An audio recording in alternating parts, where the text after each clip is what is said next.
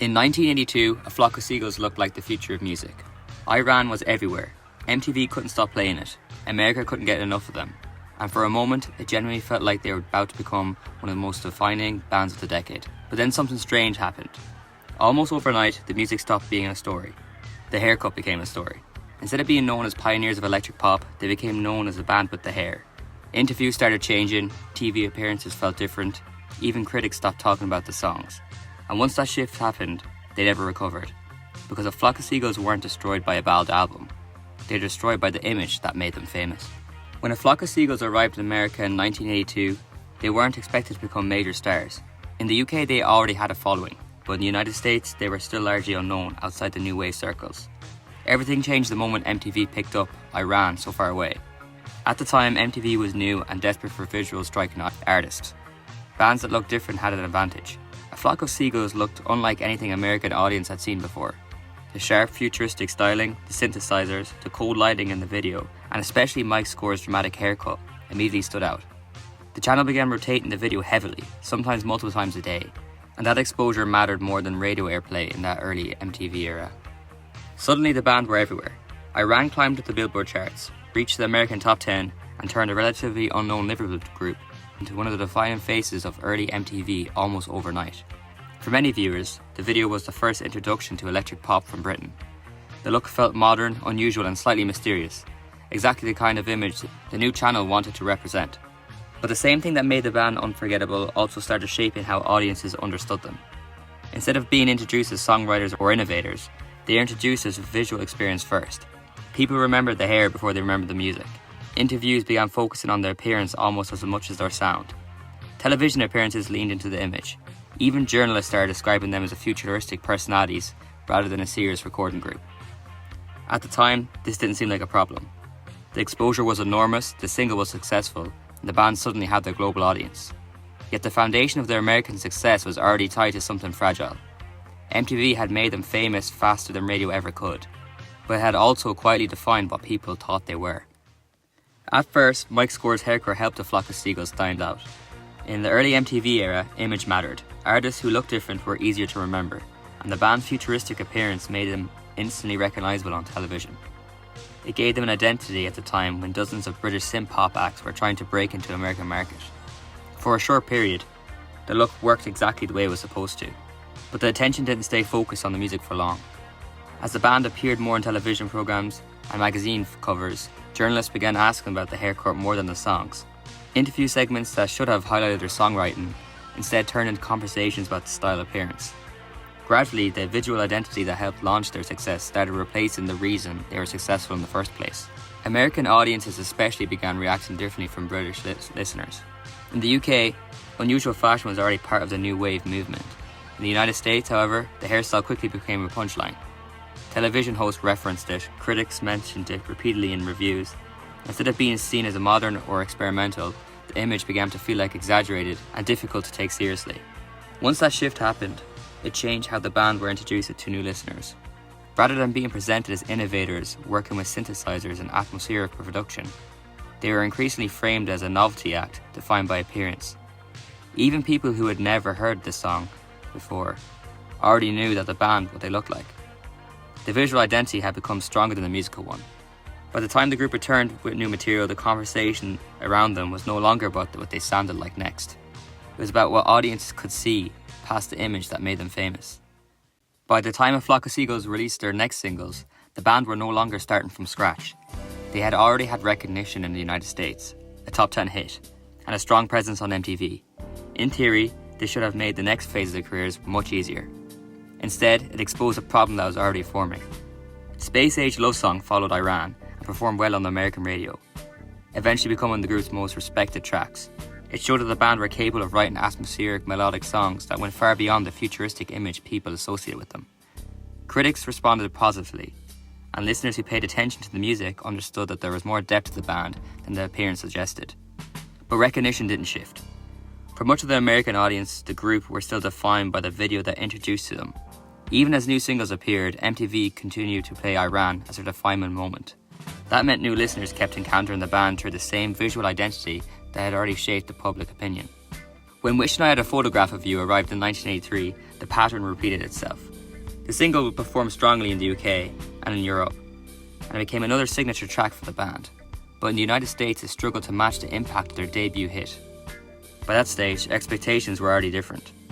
Instead of being judged as a developing electronic group with a growing catalogue, they were being compared almost entirely to one breakthrough moment. The result was subtle but important. Even though the band continued releasing successful material, the public conversation around them did not evolve. New songs were heard, but they did not redefine how the group were perceived. The image that launched their American career was still shaping their reputation more than music that followed it. And that made it harder for the band to move forward towards their own terms. By the time A Flock of Seagulls reached their third album, something important inside the band had already shifted. Paul Reynolds, the group lead's guitarist, was leaving. At first glance, this might have seemed like a major turning point. Mike Scorer was still the voice, still the image, and still recognisable faces that the audience associated with the band. From the outside, it looked like A Flock of Seagulls could continue without much disruption. But musically, Reynolds had been the central to their sound. His atmospheric guitar lines helped shape tracks like Space Age Love Song, giving the band a distinctive balance between synthesizers and melody that separated them from new wave acts at the time. Without him, the recordings began to feel different. Not worse necessarily, but less recognisable as the version of the band audiences knew at the first place. And listeners noticed. By the mid-1980s, the group released The Story of a Young Heart, an album that showed that they were still experimenting and still writing ambitious material. Yet momentum in the United States was already slipping. Promotion was smaller, airplay was weaker, MTV rotations became less frequent. Instead of feeling like a next step forward, the release arrived quietly compared to the impact of their debut album. At the same time, the music industry itself was changing fast. New artists were arriving with sharper images, bigger budgets, and a stronger label backing. Acts like Duran Duran and Culture Club are dominating television and radio, redefining what British pop looked like in America. Against that wave, A Flock of Seagulls suddenly felt like they belonged to an earlier moment in the decade. Without Reynolds' signature to guitar sound, and without the same level of promotion behind them, the band was no longer driving the conversation. They were trying to keep up with it. And once a group stops setting the pace in the MTV era, it becomes much harder to stay in front of the audience that discovered them there. In the early 1980s, MTV had the power to make a band famous almost overnight, but had also the power just to move on just as quickly. A Flock of Seagulls were one of the first groups to benefit from the channel's constant rotation. I Ran So Far Away didn't just become a hit song because of the radio, it became a hit because viewers kept seeing the video again and again. For a while, that exposure made the band feel unavoidable. The problem was that MTV was always looking for the next visual story to tell. By 1983 and 1984, a new wave of artists began taking over the channel. Duran Duran arrived with cinematic videos filmed around the world. Culture Club brought personality and colour that stood out immediately. Wham introduced a brighter, more accessible pop image. At the time, Michael Jackson's Thriller changed what audiences expected music videos to look like entirely. Against that level of competition, the futuristic style that once made A Flock of Seagulls feel suddenly new looked like something that was from earlier phase in the decade. The rotation slowed. Their newer videos appeared less frequently, interviews became rarer, and television exposure dropped without a single announcement explaining why. It wasn't a dramatic disappearance. It was gradual, almost invisible at first. But audiences also noticed the silence. For many American listeners, the band's presence had already been tied closely to MTV. Once they stopped seeing them as a regular on the channel, it felt as if though the group themselves stepped away from the spotlight, even when they were still recording and touring. This was the quiet turning point. MTV hadn't turned against A Flock of Seagulls, it had simply shifted its attention elsewhere. And in an era when television exposure shaped public memory as much as radio success, losing that visibility meant losing the connection with the audiences that first discovered them in the first place. And by the mid-1980s, A Flock of Seagulls were still releasing music, still touring, and still building a catalogue that fans continued to respect. But something had changed how the public talked about them. Instead of being remembered as one of the bands that helped introduce electric pop to American audiences, they were increasingly remembered as one thing: the haircut. Late-night television references started appearing. Comedy sketches mentioned the look. Magazine features leaned into the image again and again. Gradually, the visual identity that had once made them stand out began turning into a label that they couldn't shake. And once that kind of reputation forms, it becomes difficult to reverse. New listeners discovering the band for the first time weren't arriving through their later songs. They were arriving through a cultural memory that had already decided what band represented.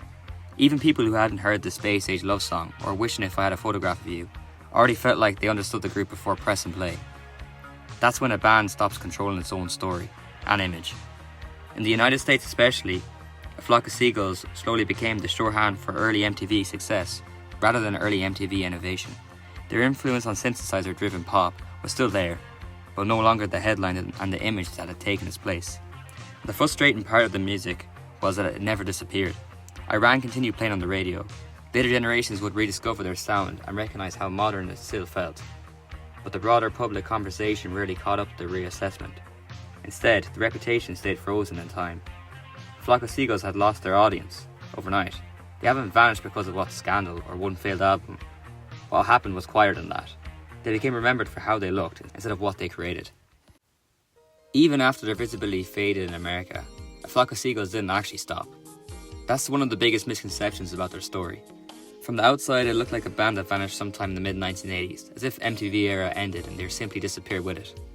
But in reality, they kept recording, kept touring, and rebuilding their audiences in ways that most casual listeners never noticed. Mike Scorer continued performing under A Flock of Seagulls names for decades.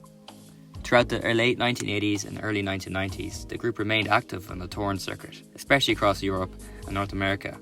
Their songs had already become part of the early New Wave soundtrack, and audiences still responded strongly when they played live. While they were no longer competing for chart positions, they were becoming something different instead, a legacy act with a recognisable catalogue that continued attracting fans long after their peak years. Then something unexpected happened in 2010s. A new generation was rediscovering their music. Films, television soundtracks, and streaming platforms introduced tracks like Space Age Love Song and Iran to listeners who'd never experienced the early MTV era. Suddenly, the conversation around the band began shifting again. Instead of being remembered mainly for their image, they were being recognised for their atmosphere, their melodies, and their influence on synth-driven pop that followed. One of the most important moments in the reassessment came with their orchestral re-recordings. Working with the Prague Philharmonic Orchestra, Mike Scorer revisited many of the band's best-known songs, giving them a cinematic scale that highlighted just how strong the compositions used to be. For long-time fans, it confirmed something that they had known for years. The music had never been the problem. And over time, the reputation that once defined A Flock of Seagulls began to change, slowly replacing the joke with something closer to respect.